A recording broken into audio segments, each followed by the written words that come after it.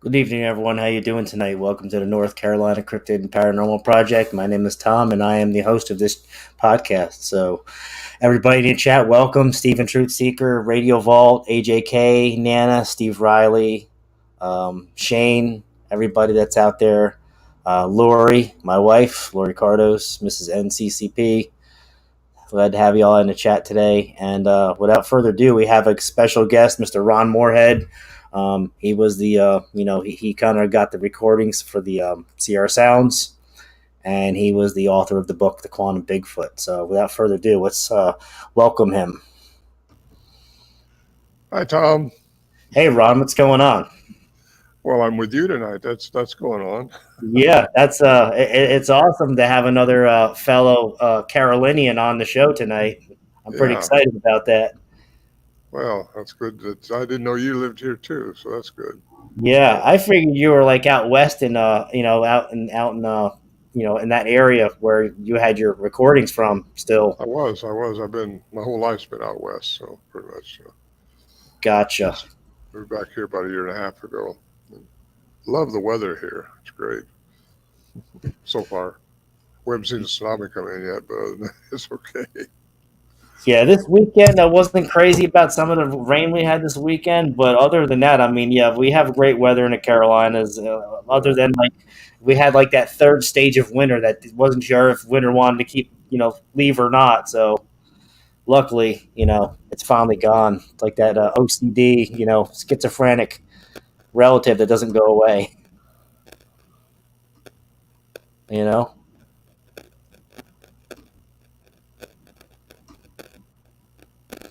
Well, let's get into you, Ron. Okay. Welcome. Let's All right.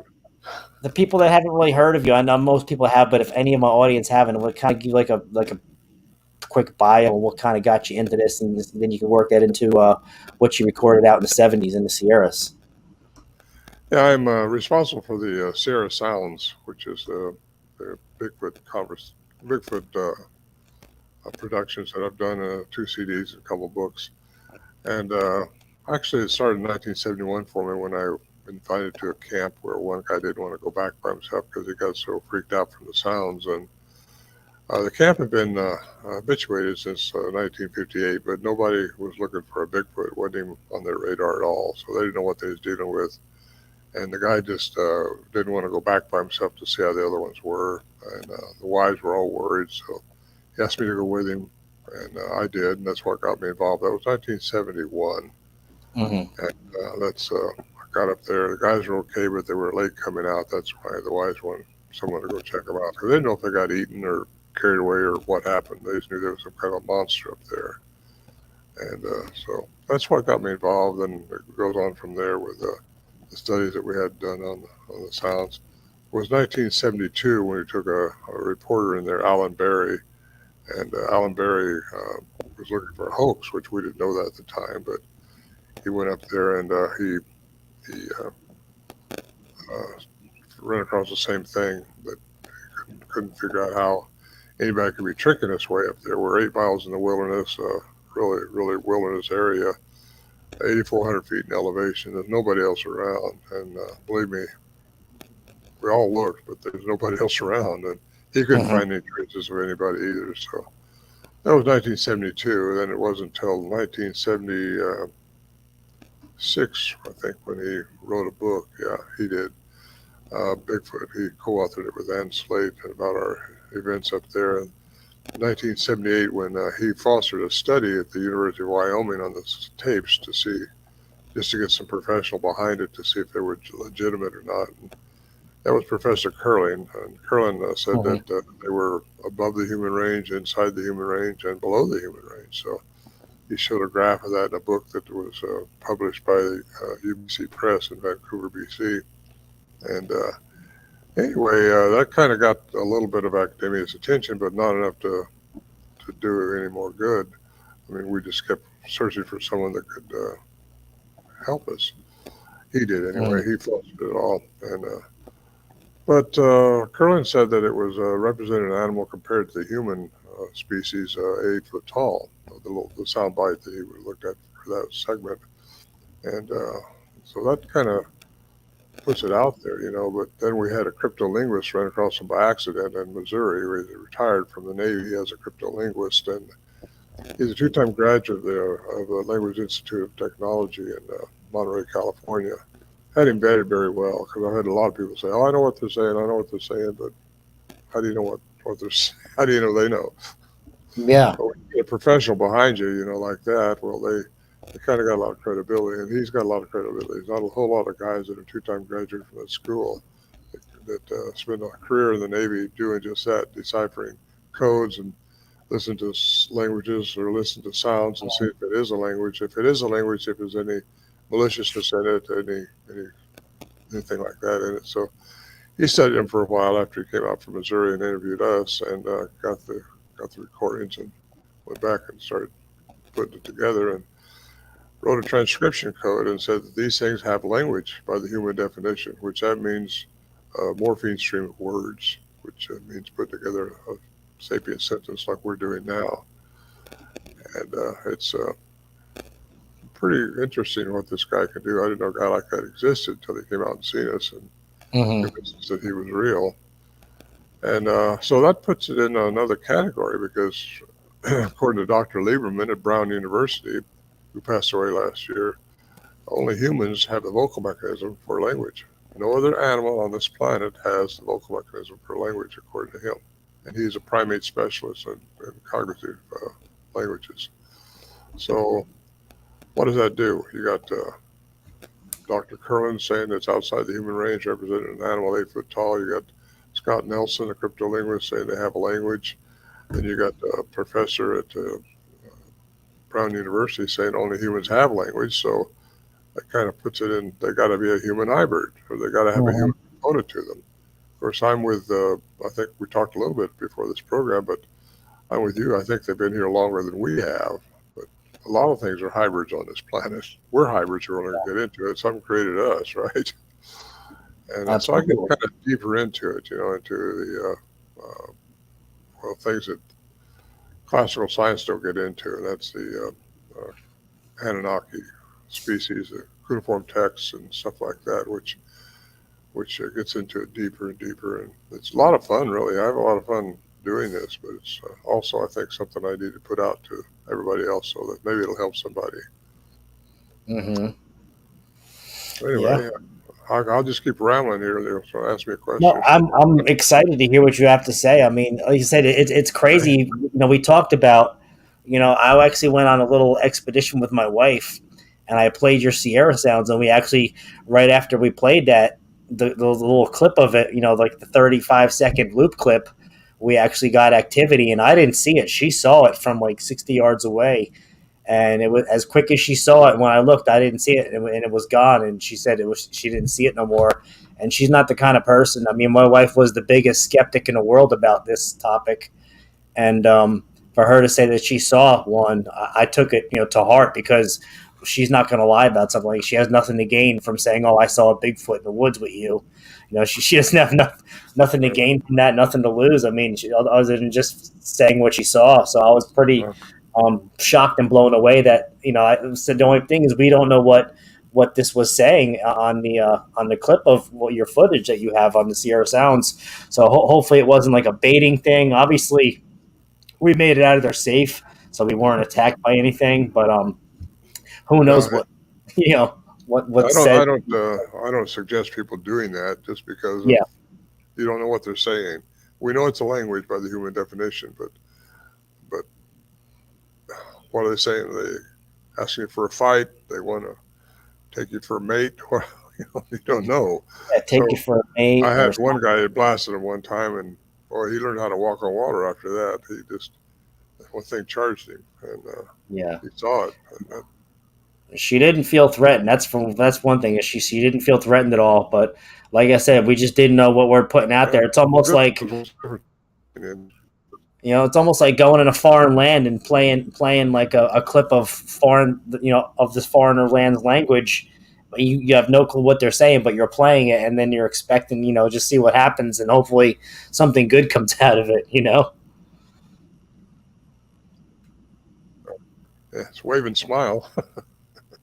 Yeah, Yeah. But we've got a very few glimpses of them up there. They're very elusive, but my daughter saw them 3 times. She's been up there with me, and uh, so I think they have, they have an interest in humans for sure. But we thought we were studying them in the '70s, but I think they were studying us more. So, and we were Yeah. fortunate to get up there with tape recorders and start recording these things coming around us.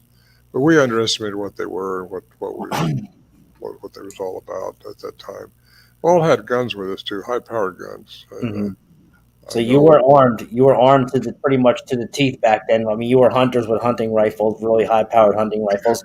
Now, Yeah, when you this, how far do you think these were from you? Because I don't think I ever know or have heard how far that these creatures, Bigfoot, was from your tent when you were recording all this. well, this was a shelter we had up there, which a picture of it's on my website, I think. And Okay. the shelter is made out of deadfall, which we leaned up against this group of trees that grew in a circle, and put plastic over the top of it so we could get out of the rain when it rained. And they were within feet of that, just a few feet sometimes, and you could hear it. I mean, just their sound would just blast you, just jar you a lot. The amplitude is hard to get on the tapes, but they're really loud. So it's been suggested maybe they have air sacs, and like a lot of primates do, like the howler monkey. In fact, I Mhm. had a report on Sasquatch Chronicles that came in from a woman who witnessed some on the beach over in California, and she was setting up rocks waiting for the sun to go down. Bigfoot not on her radar either, but 5 of them came walking by, 2 adolescents and 2 females and 1 male. The male went out and got some pulling up seaweed out of the ocean and throwing it back to the females, and she wasn't sure what was going on, but she thought, I got to get a picture of this. So she took the lens cover off her camera. It fell and dropped, and they heard it. He heard it. He started screaming at her, and she thought she was dead then, and he started coming towards her. The 2 females stopped him, and she said they were chattering, and when she heard the sounds that I recorded. She was very similar to that, but she fainted at that time, and she don't know how she got back to her car, but she thinks she was dragged back to her car by one of them. Oh Yeah, wow. Miss Germer, he's the one that did it. Yeah, and Yeah, I broke my. I guess I'd call it. I kind of broke my interviewing cherry by talking to Wes Germer 5 years ago when I explained. I told him my Canadian encounter, and I told you in the green room earlier before we started. When I had these things making noise at me in Canada, I describe them as the orcs from Lord of the Rings. They reminded me of like the orcs marching through the woods, making that like that battle chant. That's kind of what I got from it. That's the only thing I can relate it to. Even though it happened in like '98, the latest thing like from movies or the sound that I can relate to was like that battle chant from them, the orcs marching, in the through the territories in the Lord of the Rings when they're all like marching and beating their chest and making that like that war call noise. That's kind of what I heard in Canada. I mean, didn't really have a whole lot of similarity to the Sierra sounds, but I mean, all that stuff is could be different, you Canadian and or know, Midwestern. Tom, I think they can make just about any noise they choose to make Yeah. because they got such an expansive vocal mechanism. It's just really. I mean, one of the guys heard a horses coming down one time. It wasn't happening. There was no horses coming down. That was in the daytime. Another time, I thought I heard a car door slam outside our shelter. Nighttime, well, you can't drive a car up there. It's ridiculous, ludicrous. Can't Mhm. even get a motorcycle up there. I wouldn't think. Well, it's low anyway. But anyway, you hear all these strange things goes on. I think they can make that sound with their vocal mechanism, or they just have something going on that we don't have. That's that's the expansive vocal mechanism. Very Yeah. very interesting. I know we underestimated it at the time. One time I was in the shelter. We was all in the shelter, and we thought our camp was being tore apart out there. We hauled barrels in to store food and sleeping bags, things like that, so we didn't have to carry all that in when we came in. And we thought all that stuff was being tore up, tore apart, and thrown around. And we looked out there later when all the commotion stopped, and nothing had changed. Absolutely nothing had changed. And where do you put that? How do you explain that? So anyway, this whole event with the Bigfoot, I think, has just taken me into a whole lifetime of studying about these things, giants, where they came about, how they got here. I think Hmm. they've been here probably longer than our species. And I think Absolutely. I know I've studied ancient aliens. I've been down in Peru, Bolivia. I've been Moscow, Siberia, all over the place, and just looking at things that and getting stories from people too about That's this cool. phenomenon. You've been to Moscow. Have you been able to do any exploring with Dr. Igor Burtsev or no? Yeah, I was with him Okay, cool. once over there. In fact, he was one that sponsored us over there. Me and a couple of PhDs, and yeah, I had dinner with a senator of Moscow with Igor, and we did, and then they flew us over to Siberia, and we went in way back into the wilderness over there, and went to a cave. They said that where they call the Wild Man was there, and went into the cave. You can drive a truck in the cave. It's a huge cave, so that was kind of exciting, a good adventure. And yeah, if Russia wasn't like it was now, I could get back over there. I don't want to go there right now. Yeah, there's no point. I don't think there's no way to get to Russia or Siberia, that section of the world right now, with all the, all the animosity going on with, the, fear of war, talks of war, and all that, and territories being, just locked down for tourism. Mm, Just sad, yeah, but it yeah, is. I mean that's a good area out there, and he's a great researcher. I've know him through if you know Robin McRae, I'm friends with her, and she's friends with Igor, so that's how I know Igor. Yeah, I know Robin. She's a nice person. Yeah. In fact, she's the one that communicates with Igor in Russia. And Igor gave me. I met her one time at a picnic ground, just him and I, and I commented on the shirt he had on, T-shirt, because his son had designed the logo that's on it. That's Mm-hmm. pretty cool. Right there at nighttime and everything, he pulls his shirt off and gave it to me, Wow. and he's That's there pretty without a cool. he's there without a shirt on. Well, Anyway, he liked it, and he liked you, so that's all that matters. But yeah, I love Robin. She's a good friend. I've known her for quite some time now, and she actually she does her mind speak ability, and she told me about the Sasquatch on my property to hmm, confirm it because I wasn't 100%. I thought there might be, but I was kind of like on the fence about it. And once she told me, she pretty much described my property like she was standing, or like she was pretty much in a drone flying above my backyard, and she's describing everything in my yard without being there.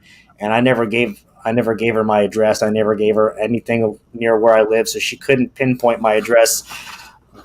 Period, without actually seeing it with her own eyes, doing her mind's, her remote that's viewing. So remote I was viewing. blown Yeah. away. Remote Blown viewing is very, very popular. Actually, a lot of people have gone to school for that, learn how to do it, and it's something the government's been involved in for years and years and years. away.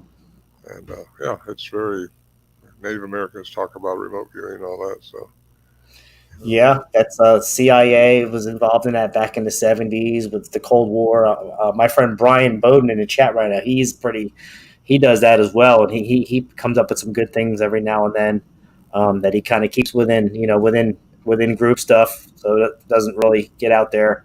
But yeah, I mean that's insane that you can just do that and channel things through foretelling visions or being there while it's happening. my opinion is anybody can do that if they Yeah. just learn how to channel into their own consciousness. Because Hmm. your consciousness, uh, it's in a different realm than your physical body, and it's not controlled by your brain. But your brain has a lot to do with how your body functions and all that. But consciousness doesn't. That's how we get telekinesis. That's how we get telepathy. That's how we get deja vus because time don't exist as we perceive it. And that's how a lot of things happen that the human construct doesn't understand. A lot of them don't. And that's what I get into in my Quantum Bigfoot book too, and this next one I got coming out, and how things work, and how Bigfoot does what they do's. Hmm. Yeah, Yeah, even Brian says anybody can do it. To get actually, Brian actually did an exercise that what not too far back. He actually did like an exercise online, and he had people doing remote viewing that didn't know they were doing it. But they were doing it without knowing they're doing it just by object images by something he was thinking of, which I thought was awesome. And like you yeah, said, Anyone can do it. I think it's something like we were, our species have been dumbed down over the years into doing, and maybe things that we're putting in, certain supplies of water. Maybe, I mean, they say your pineal gland's calcified, and if you decalcify it, you can kind of be more in tune with nature and just the whole world, the whole how everything works, and frequency and vibration. And I think these ancient beings were like masters of tapping into that, and that's why they're so good at doing what they're doing. Like they can just go into a portal and disappear. That's why you'll see one footprint here, and then it's all after that. There's nothing left. Yeah, that's how I talk about the pineal gland in my Quantum Bigfoot book. How you need to listen to it because that's where you get into your consciousness. Your pineal gland, I think, feeds into your heart, and your heart consciousness has a heart brain, I guess you call it.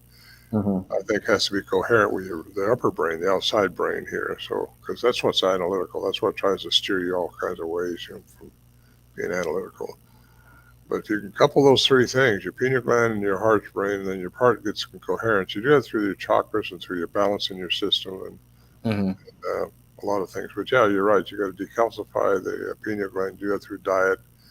Get out of the fluoride. Get away from fluoride, and just everybody needs to Yeah. do it because we've been dumbed down with all this junk food we've been eating.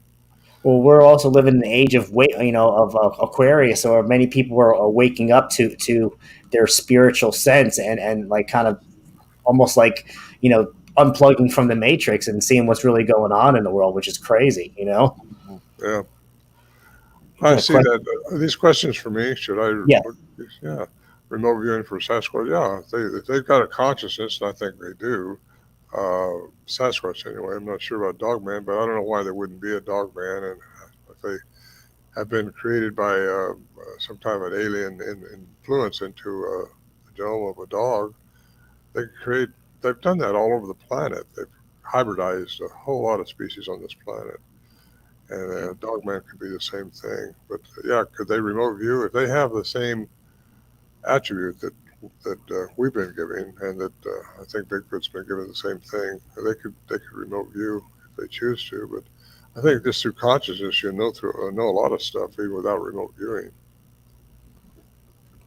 I believe it because I have a friend named Patrick that has he kind of he says he has the ability to tap into the conscious and communicate with Bigfoot, in his own conscious, and he can be anywhere in the world and communicate with these.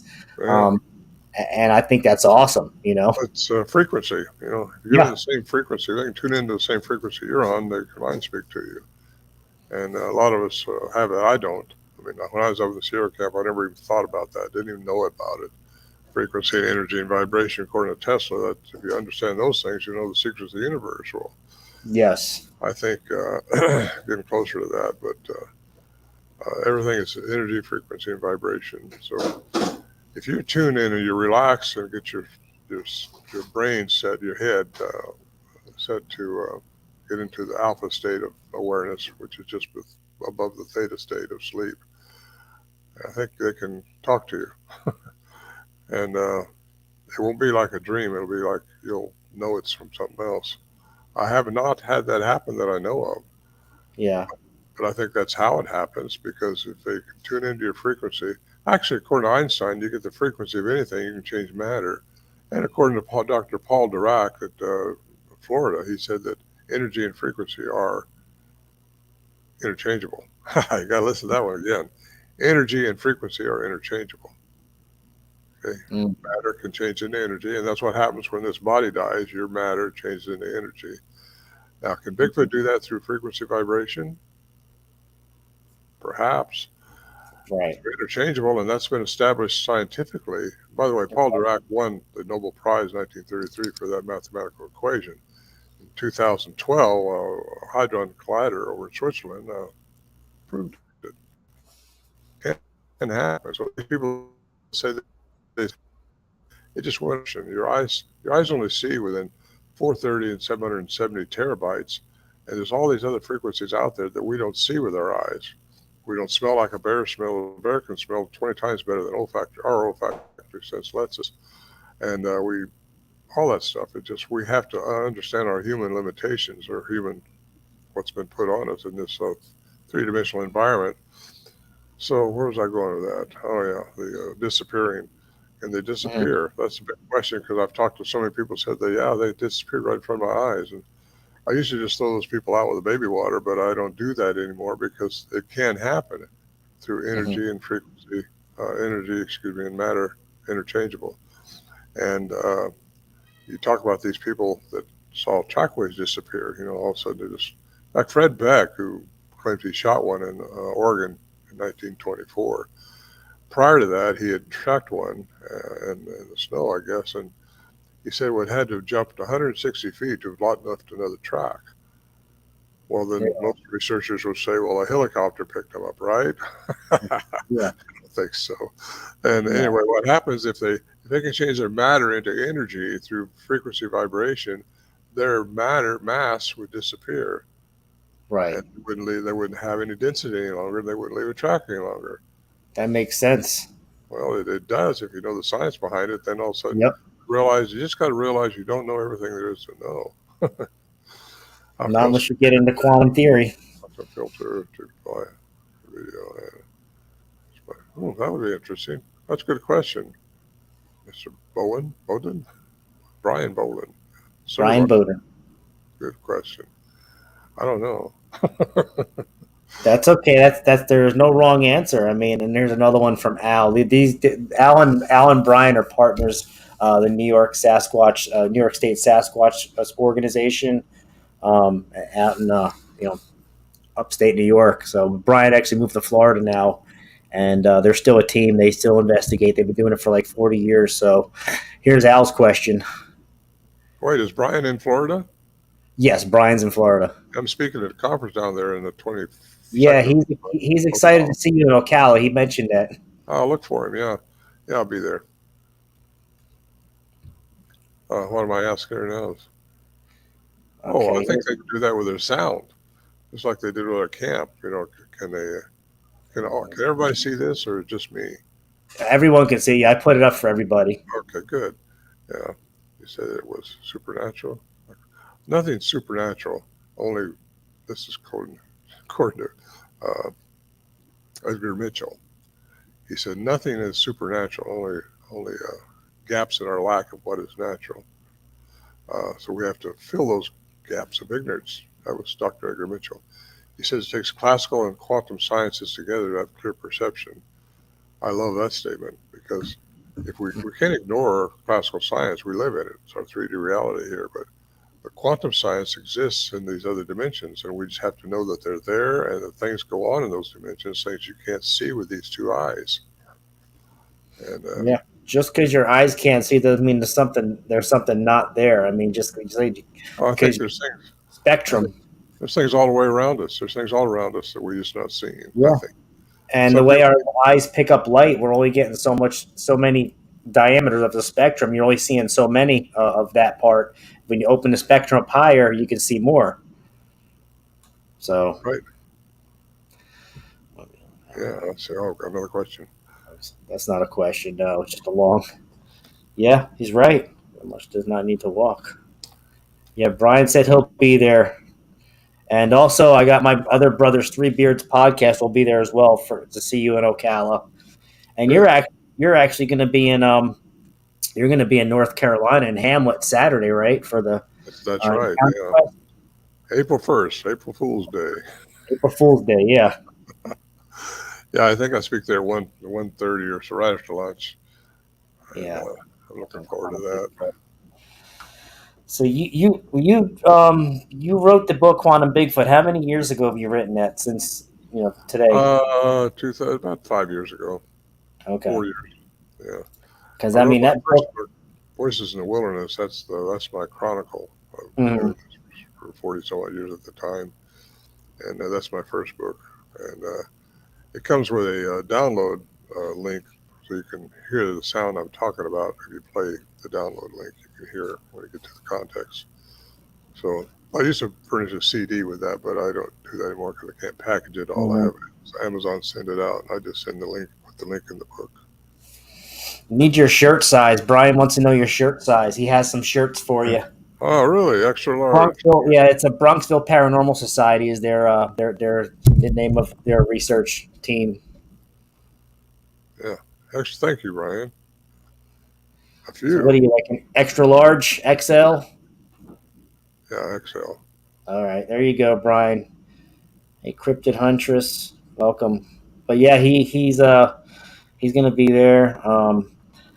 Jersey boys in the house. That's funny because I'm originally from New Jersey, and like I said I when I had my experience in 1998, I kind of knew that. I mean, I knew about like the Patterson Gimlin footage. I knew of all that growing up. You see all that in books, and you see like Spock on In Search of, and I think what was it? Unsolved Mysteries. William Shatner was always doing something on the Yeti and Sasquatch, but I always thought it was out west. So when I had my experience in Canada, I was blown away that something like that could be in Canada. And then I moved to North Carolina, and I got Sasquatch on my property, and that blew me away even more. I'm like, wow, that's insane that these things are just about everywhere. Well, they're not to be underestimated. You don't know because I think there's good ones and there's bad ones, and it's just. Hey, I Yeah, just seen Jessica on there. yeah. Yeah, Jesse she's Jones, Cryptid Huntress. sponsoring the Hemlock. She's the same Jessica in Hemlock. Hemlock. Uh, I didn't see the comment. She's I think she's in Georgia. Oh, I don't know if okay. she's gonna be. Jess, are you gonna be at the one in Hamlet or no? Yeah, raised in New Jersey. But yeah, I'm excited. That's like an hour and a half ride from my house. So that's like the one convention that I'll probably get to go to this year because it's so close. Because my traveling it's hard to travel far distances, especially when you got a 6.2 liter V8 monster truck that eats gas like you wouldn't believe. Yeah. I'm glad we can drive to this one because I'm driving also, and just flying is just Mm, so crazy anymore. I don't yeah, like it. It's Georgia. just I don't like it. I don't mind. I love being there at these Hmm. places, but I don't like going there. Anyway, it's so fun, and I love presenting this because I think the Bigfoot thing brought me into what's really important to us all, and that's who we are as humans, what Bigfoot might be as a part human, and just how it all could fit together with everything that's going on now. And I just enjoy what I'm doing, and this is all I do. Is this right here now? This and conferences. Well, let's get into your new theories and like your new research, what you're coming out with. I'm pretty interested in that too because we kind of talked about that a little bit before the show started. Kind of our thoughts and your new theories and all that. So let's talk about that. I'm interested and see what Uh, everyone else thinks and see if there's questions. well, we already did some of it. The how they Yeah. disappear, and True. also so by the way, my daughter saw one at our camp one time, and we found this trackway, and all of a sudden the trackway just stopped. And I mean, we looked and looked and looked, and we could not make a track where it was making a track. It was just so deep. So whatever made it was very heavy. And I looked in the trees. I looked, could have jumped to a boulder. Where'd it go? And didn't find any place it went. So I had to find that answer. So that's why I went into my how things disappear. How Hmm. can it disappear? There has to be a law behind anything because a lot of people say, well, he's a woo woo or he's in paranormal or something. I'm not. I'm a citizen quantum scientist, a citizen scientist. That's what I, because what is quantum physics is actually the rule that governs from the atom all the way through the cosmos. It rides on the back of our classical science, the 3D perception that we're in. But the rules are there. It's got to be a rule behind anything that happens. So quantum physics answers a lot of the questions that the paranormal people ask and the woo-wooers ask. They used to be afraid to even talk to me, afraid they'd be put on the woo-woo farm like so many people are trying to put me there. But I want to make that clear. Classical science and quantum sciences should be used together. I think all researchers should understand the other sciences that could be other scientists, the other science that could be involved in this phenomenon. You know me, Native, what a Cherokee. Hmm. His belief in Cherokee. I am part Cherokee, by the way. Nice. Would you like to know that?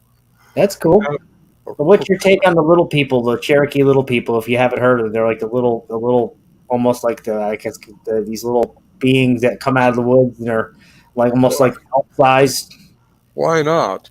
I mean, everything's possible here. You get into quantum physics, True. everything. I don't put anything off the table anymore. Just I use it with a all kind of common sense I got. But then when the common sense don't answer it, you got to check out what other factors are. And Nancy, good evening. Hi, Nancy. Hi, Tom. Oh, hi, Tom.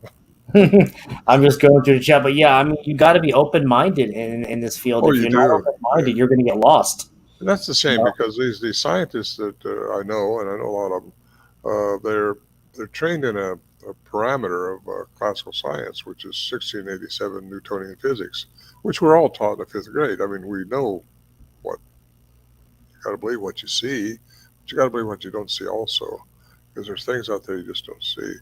That's why Edgar Mitchell said it takes classical and quantum sciences together for clear perception. I love that saying of his because that's what you got to do. And I think that's what you got to do as a researcher is keep an open mind because if you don't have an open mind, you're never going to get a hold of this stuff. And yet, some of these professors that I know who will get into the, I'm going to say a woo woo part, they go to church on Sunday, they believe in God. Well, where's God? Mhm. You know, where are they spiritually? Because I'm not a religious person, but I was raised religiously. But I'm a spiritual person, like we all are, whether we like it or not. I see you, Trish. I see you, Trish. Yeah. New comments from Trish. The new welcome, Trish. Welcome to the chat. So yeah, but like you said, you got to be open-minded and to these new theories and whatnot. And like I said, you have to believe in something more than just. You have to have an open mind to thought, to just be open to all speculations.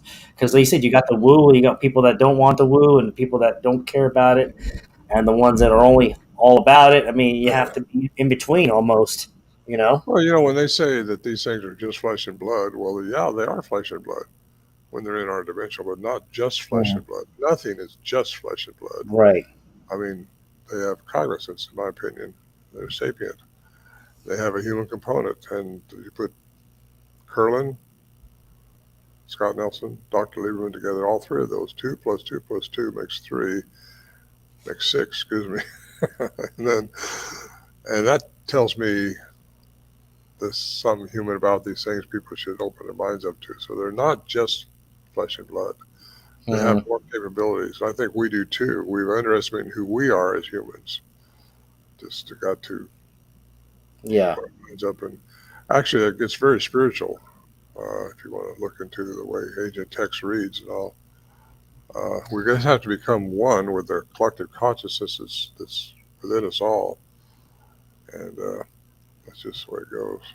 It took me Mhm. open up Yeah, the you dark. must be open minded in this field because, like I said, every time you turn around, I mean, there's either I wouldn't say it's a theory, but you got conjecture on this or that, and if you're gonna like me, I'm kind of on the thing where this is a hybrid being, um, possibly ancient that was maybe before us, our time on our Yeah, timeline, yeah. and then came us, and we were kind of living together at one time, and then these beings kind of saw how we were being and they got away from us and they tended to the nature and the outskirts of the wilderness to stay away from us because they saw how dangerous we could be and We're a warring species. We like to kill things that we don't understand, and that's too bad.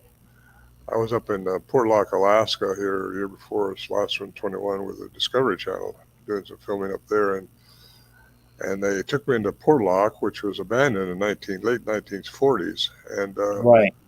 and that's when they had 30 villagers mangled, and it was a bear. They saw a Bigfoot-like creature doing this, so they just abandoned the village because they didn't know what to do.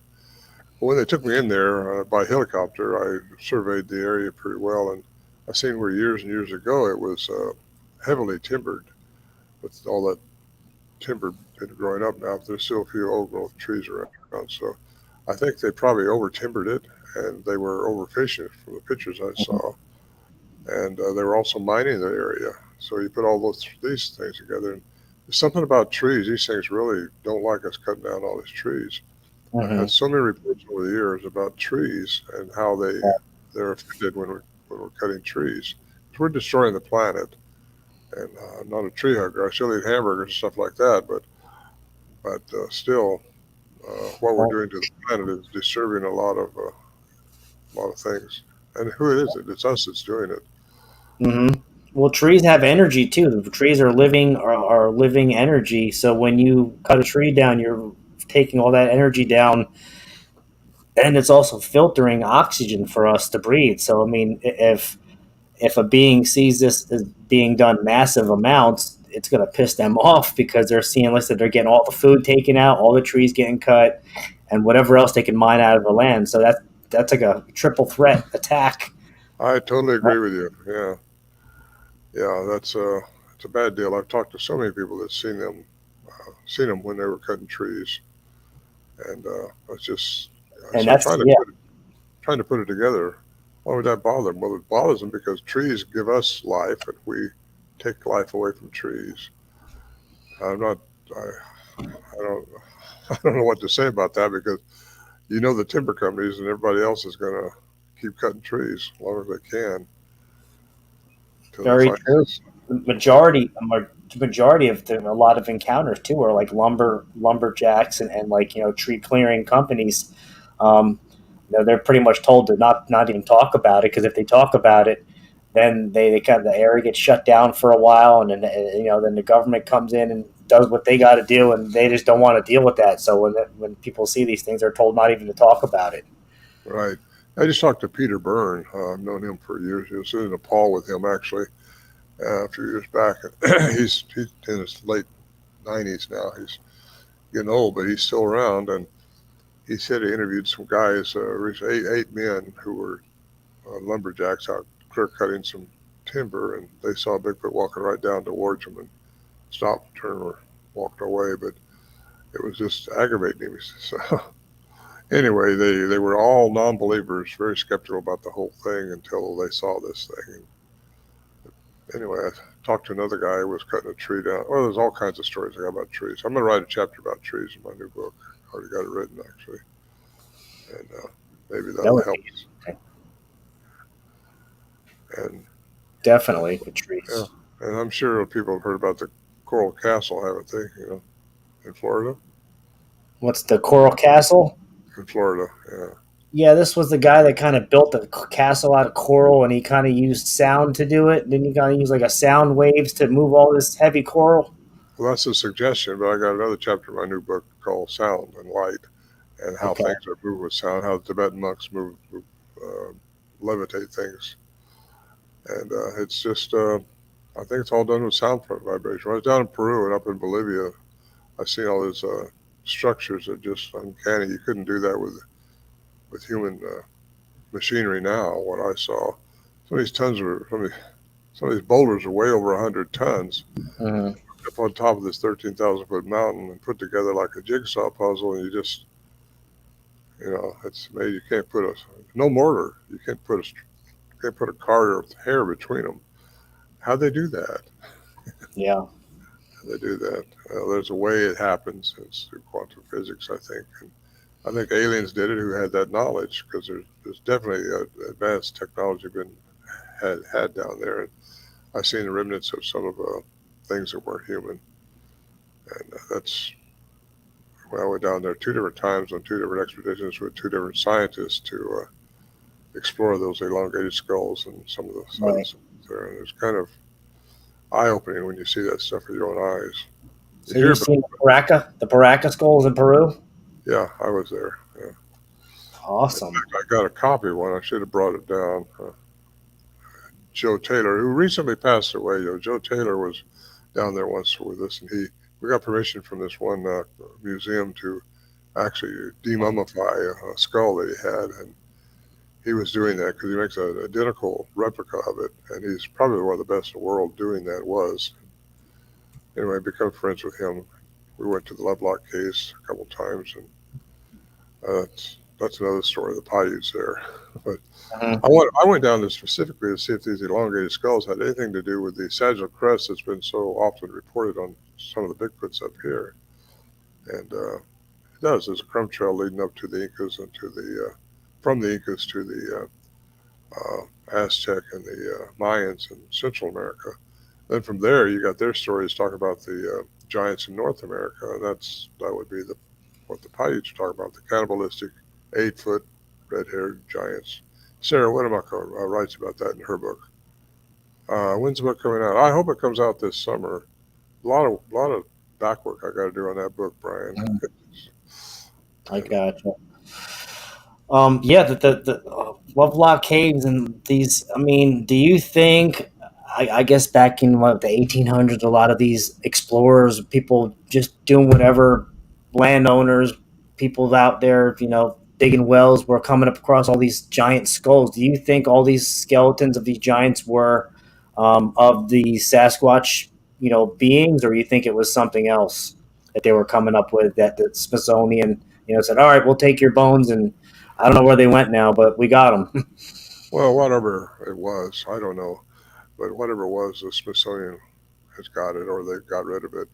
They they, Mhm. they take away anything that doesn't fit with their narrative. The government does, and they had the Smithsonian because Smithsonian gets a lot of money from the government, and I'm just saying that whoever controls the power in the nation is going to control the narrative. Mhm. That's how the Roswell incident happened because they didn't want the word getting out that there were aliens here.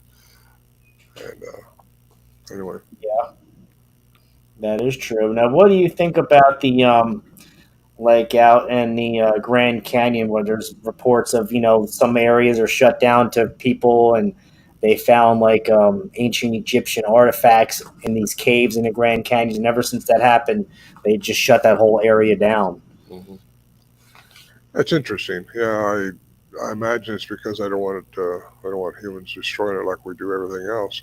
Yeah. And the natives probably don't want anybody in there anyway. So, and it's history. I don't know. Maybe they're still studying it. I haven't been there, so I've been over it in my plane, but I've never been down in the canyon, so to speak. Which Hmm. I guess I should sometime. But I was going to do a Colorado River run one time, but I didn't Nice. get into it. Been down several rivers, but not that one.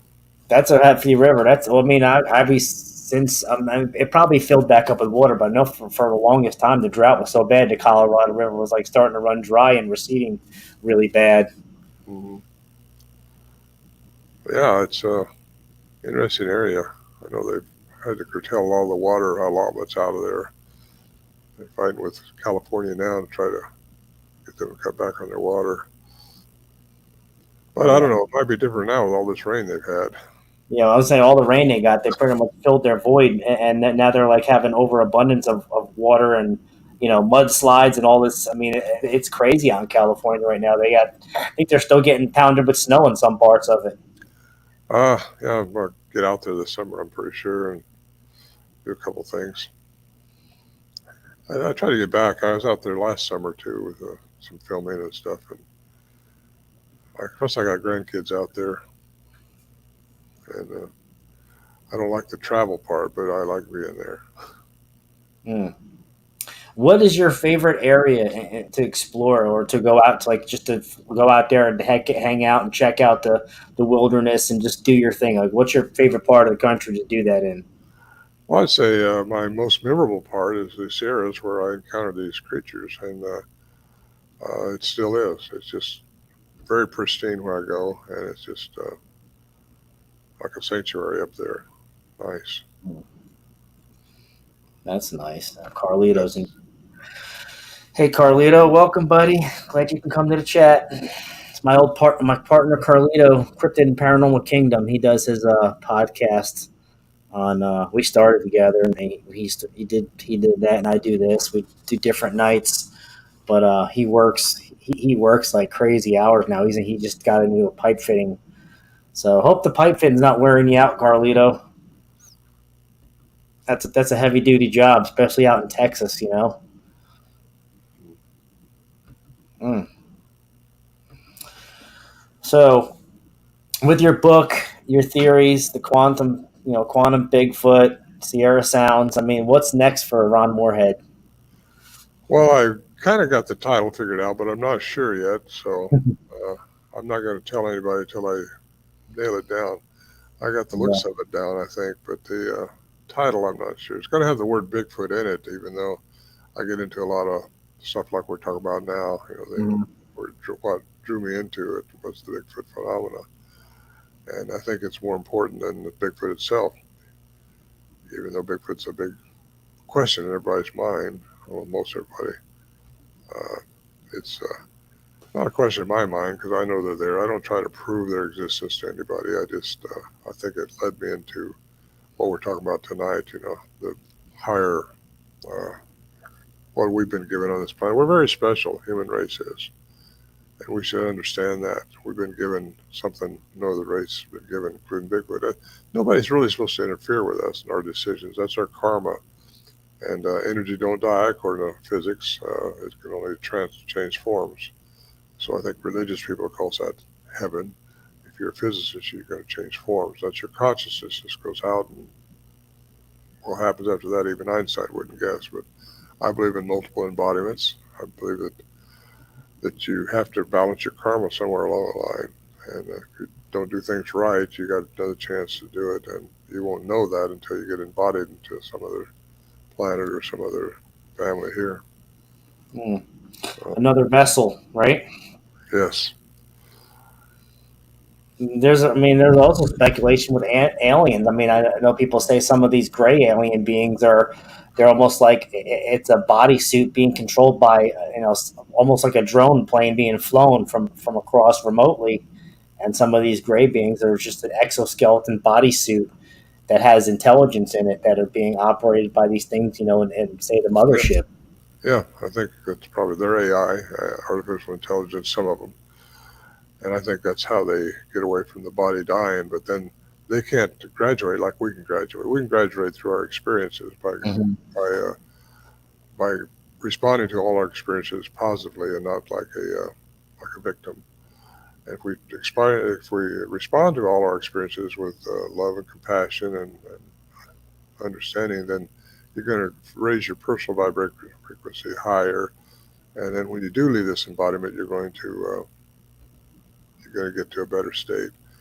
And we were all seeking to get out of this three-dimensional environment sometime. Well, it's going to happen to all of us, but I think we're all headed for the fifth or sixth. And then, but I think if we're created, as the Anunnaki said in Sumerian text, the cuneiform text, the powerful ones came down, and the Anunnaki, and they were big people, and they crossbred with humans.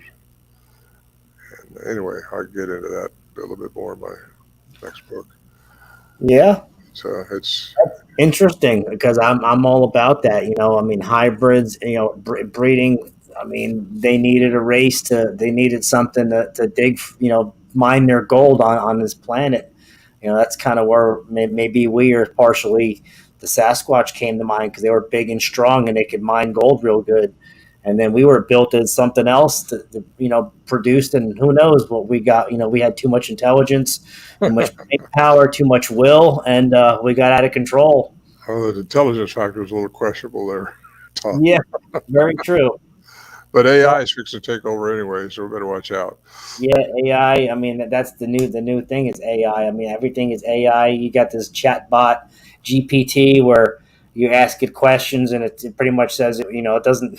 If it wanted to kill humanity, it could, but it wants to be nice, and it's just a whole can of worms open. I don't even want to go there. Well, it's an interesting time we're living in, Yeah, and that definitely. we are definitely privileged grace of beings, and that's only because of the experiences. And I tell you, we're here just for the experiences. So no matter what kind of experience you got out there, if you think it's bad, don't take it bad. Just learn from it. Like I tell my grandkids, no such thing as losing anything. You either learn or you win, and we're all here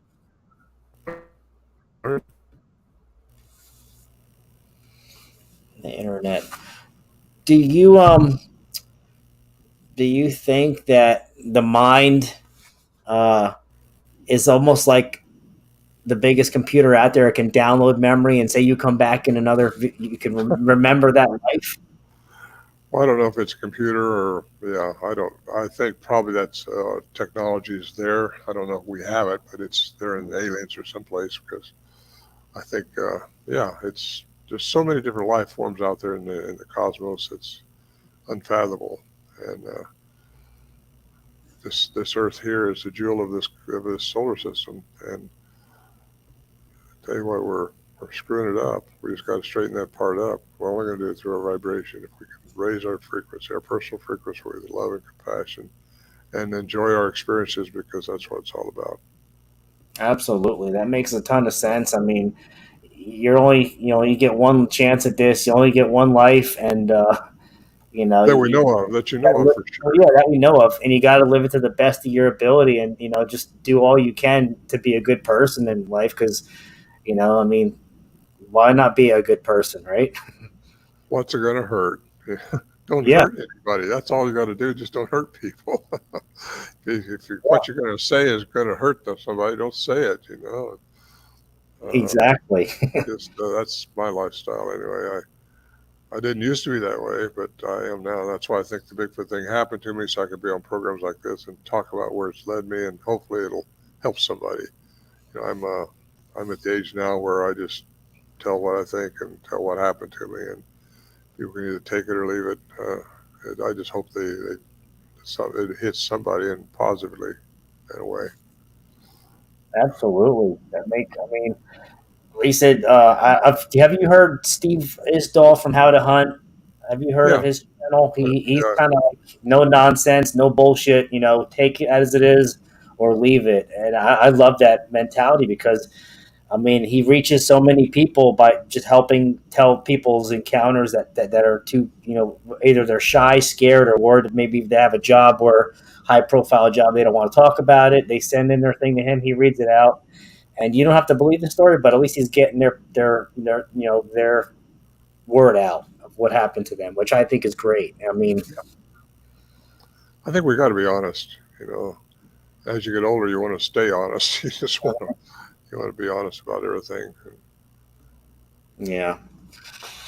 Very true. Honesty is key in this world. I mean, some people say whatever to get what they want in this world, and they go real far, but in the long run, it's going to bite them in the ass in the end. And people like you and me, and a lot of other people in the community that just are keep it real and are honest.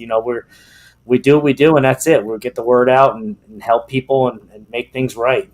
Make the world a better place to live in. That's what it's all about. We just got to do that. We got to people like you and me. We're these different people that have these broadcasts. If they would just talk like this, make things better. We just need to make things better, and that's my goal. And I'm at the age now where that's all I want to do. Live a good, happy life. Tell people about the truth. What they want to take it, if they want it or not, or they want to grab onto that harness of support, and it's on to them. Mhm. Take the red pill or the blue pill. Yeah, exactly. I'll get into the blue pill in my second book. Actually, in my program this weekend, whoever gets there at Hamlet and into Kellogg, uh, they'll see the. I'll get into the red pill or the blue pill. Oh, definitely. Well, I'll definitely be looking for you if I can get out there. I'm going to try my best to get out there this weekend, Saturday. Are you going to be there Saturday? Saturday. And that's It's only the it's only Hamlet day. Festival Yeah, Encounter Quest, North Carolina. yeah. And Ocala's the 22nd or third, I think. I'll be there with David Polides and Jeff Meldrum and Ronnie LeBlanc, I think it is. Okay, cool. I know. Yeah, I know. Dave Politis is he's pretty much no nonsense, and he has a narrative about a good narrative about people are going missing in national parks, and he wants to get it out there because the parks don't want nothing to do with it, and he just tries to help people and their families to get their loved ones' names out there that they went missing in a park, and there's something more to it than just something hidden behind the scenes. Yeah, I've known David for years. Yeah. He's the only one I've ever took into the Sierra camp for filming, and he replicated a blue orb, not an orb, but a bolt. Not a, I say bolt to make things people think it went fast, but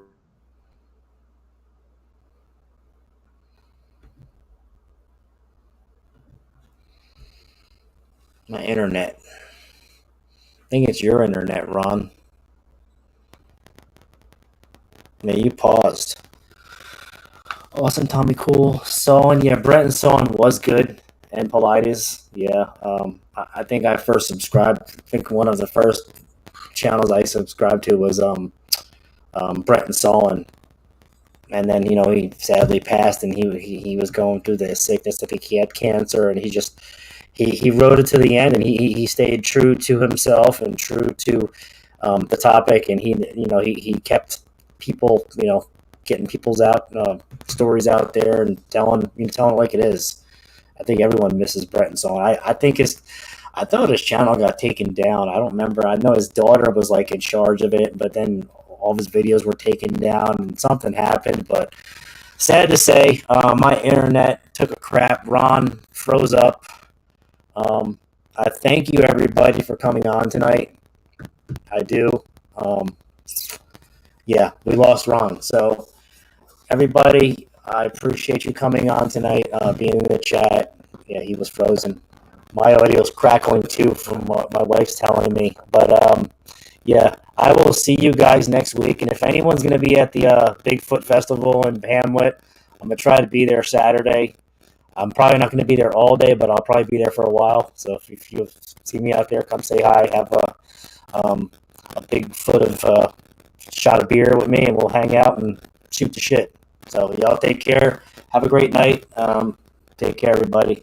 Bless you all.